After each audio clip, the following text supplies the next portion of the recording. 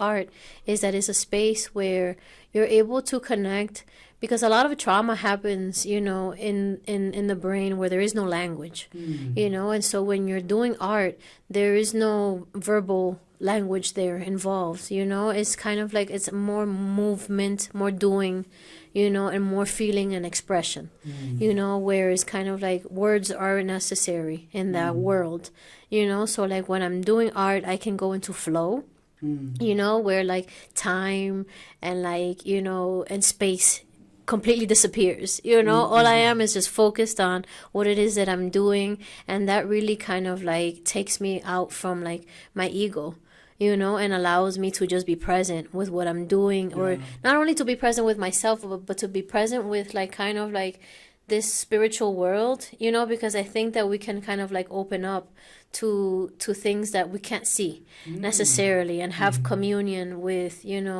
other energies, other beings, other entities, that aren't necessarily in the physical realm. And so when you're creating art, at least for me, it's a process like this. When we draw something here and when you draw something somewhere else, it's different.